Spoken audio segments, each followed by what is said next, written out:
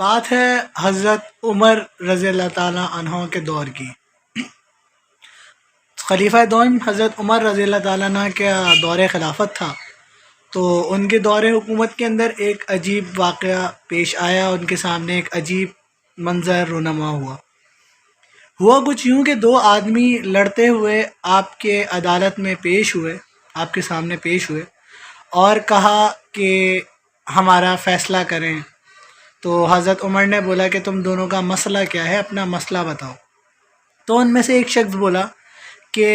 میرے باپ کی کچھ ملکیت تھی جو مرنے کے بعد میرے والد کے وہ میری ہونی چاہیے، تو آپ وہ ملکیت جو ہے مجھے دلوائیں۔ جبکہ دوسرا جو شخص تھا اس کا بھی یہی دعویٰ تھا، اور دونوں ہی یہی بات کر رہے تھے کہ یہ جو ہے مرنے والا ہمارا باپ ہے اور اس کی جو ملکیت ہے وہ میری ہے۔ اور یعنی جو دو شخص تھے وہ آپس میں ایک دوسرے کو نہیں جانتے تھے، یعنی نہ جاننے کا دعویٰ کر رہے تھے، اور ان میں سے ایک شخص یہی کہہ رہا تھا کہ مرنے والا میرا باپ ہے اور اس کی ملکیت بھی میری ہے، جبکہ دوسرا شخص کا دعویٰ بھی بالکل یہی تھا۔ حضرت عمر نے بولا کہ بھئی تمہارا کوئی رشتہ دار یا کوئی اگر عزیز و قارب موجود ہو تو اس کو سامنے لے کر آؤ تاکہ اس کی گواہی سے فیصلہ کر سکیں۔ دونوں نے کہا کہ ہمارا کوئی رشتہ دار موجود نہیں ہے اور نہ ہی کوئی ایسا گواہ موجود ہے جس کے سامنے جس کو صاحب کے سامنے پیش کر سکیں اور آپ فیصلہ سنا سکیں۔ اس پہ حضرت عمر رضی اللہ تعالیٰ عنہ نے یہ بات کہی کہ جب کوئی ایسا رشتہ دار موجود نہیں ہے تو ہم آپ کا فیصلہ کیسے کریں؟ تو ان میں سے ایک شخص نے بولا کہ اس وقت کے خلیفہ آپ ہیں، تو آپ کے اوپر فرض ہے کہ ہمارا فیصلہ جو ہے وہ آپ ہی کریں۔ حضرت عمار بن یاسر رضی اللہ تعالیٰ عنہ جو کہ آپ بہت برگزیدہ صحابیوں میں شامل ہیں، وہ بھی اس وقت وہاں موجود تھے۔ انہوں نے حضرت عمر کو مشورہ دیا کہ حضرت علی سے اس معاملے کی جو ہے وہ اس معاملے کو حضرت علی رضی اللہ تعالیٰ عنہ سے حل کرایا جائے، کیونکہ آپ صلی اللہ علیہ وآلہ وسلم کی یہ حدیث موجود ہے کہ علی ہمارے درمیان بہترین قاضی ہیں، لہٰذا یہ جو مسئلہ ہے یہ مولا علی کے سامنے رکھا جائے اور وہی اس فیصلے کو حل کریں، کیونکہ وہ بہترین حل کرنے والے شخصیت ہیں اس مسئلے کو۔ تو حضرت عمر نے حضرت عمار بن یاسر کی تعریف کری اور کہا کہ تم نے بہت اچھا مجھے مشورہ دیا ہے، سجیشن دیا ہے، اور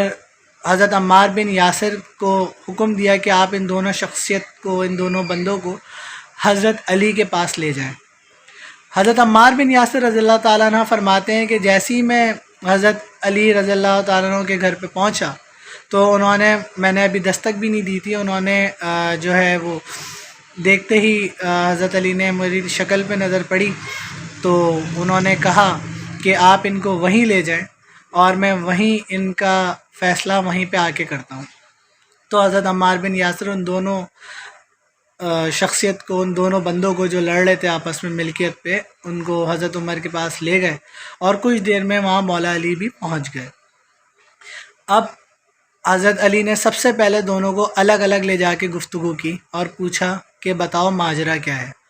دونوں کا دعویٰ سیم تھا، دونوں نے ایک جیسی ہی بات کہی اور دونوں کا ہی دعویٰ یہ تھا کہ ہم ہی جائیداد کے، ملکیت کے اصل وارث ہیں۔ مولا علی نے بولا، ان سے پوچھا کہ بتاؤ تمہارے جو والد ہیں ان کی قبر کہاں پر ہے؟ تو اس شخص نے بولا کہ فلاں قبرستان میں ان کی قبر موجود ہے۔ تو مولا علی نے فرمایا کہ آپ دونوں جائیں اور اس قبر کو کھودیں اور اپنے والد کی کوئی ایک اس قبر میں ہڈی موجود ہوگی، اس ہڈی کو لے کر آئیں۔ جب اس ہڈی کو مولا علی کے پاس پہنچایا گیا، ان کے والد کی قبر میں موجود جو ہڈی تھی ان کو پہنچایا گیا، تو مولا علی نے فرمایا کہ ان دونوں کا بالکل معمولی سا کچھ تھوڑا سا خون نکالا جائے،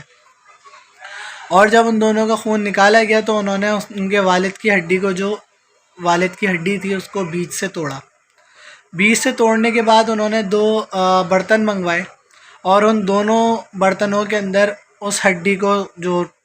ٹکڑا تھا اس کو ڈالا، آدھا آدھا ٹکڑا ڈال دیا، اور اس کے بعد ان دونوں شخصیتوں کا جو ہے وہ، ان دونوں بندوں کا خون جو ہے وہ اس برتن میں بھی ڈالا اور اس کو کسی چیز سے ڈھانپ دیا، اب کچھ دیر بعد جب اس کا کور ہٹایا برتن کا، تو ایک جو خون تھا اس کا وہ ہڈی میں پورا جذب ہو گیا تھا، جبکہ دوسرا جو ہڈی تھی وہ بالکل اسی طریقے سے تیر رہی تھی جس طریقے سے وہ بالکل شروع میں تیری تھی۔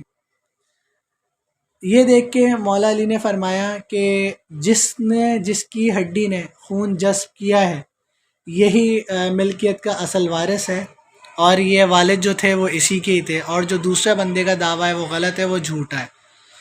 کیونکہ اگر یہ اس کے والد ہوتے تو یہ جو ہڈی ہے وہ پورا خون جو ہے وہ جذب کر لیتی اور یہ اس طرح تیر نہ رہی ہوتی۔ یہ سن کے حضرت عمر رضی اللہ تعالیٰ عنہ جو کہ وقت کے خلیفہ تھے وہ بہت خوش ہوئے،